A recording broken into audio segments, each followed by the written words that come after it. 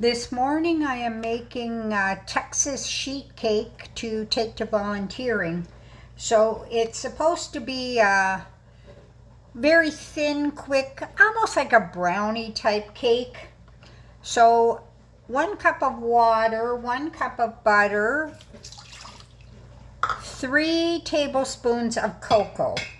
Now I'm going to cook that on the stove till everything is melted. While my cocoa butter thing is cooking, I'm going to prepare the dry. 2 cups of flour, 2 cups of sugar, a teaspoon of baking soda, and half a teaspoon of salt. Just mix that up.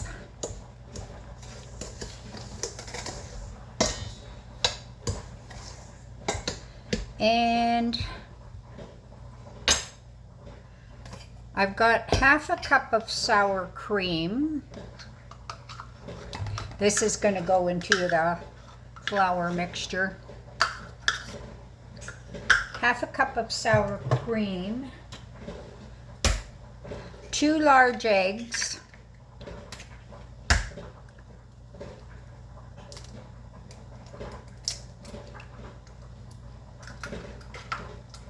and a teaspoon of vanilla.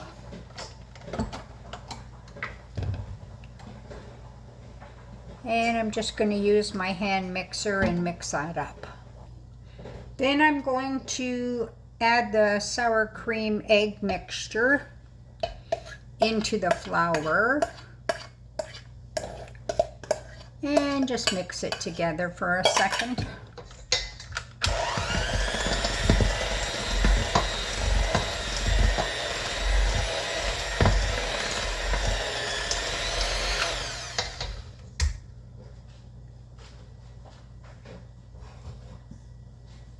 So my hot cocoa mixture is all melted, so I'm going to beat this into the dry.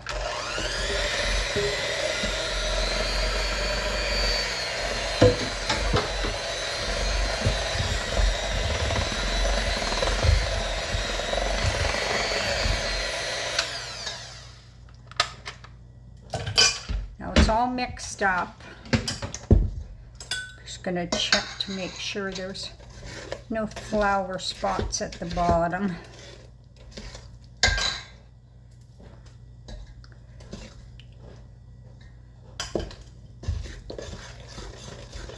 Or lumps or anything like that. So just everything looks good and looks mixed. Now I don't have a giant size pan, but I do have quite a large cookie sheet. And I'm just going to, I've lined it with parchment, and I'm going to pour the batter all over the parchment.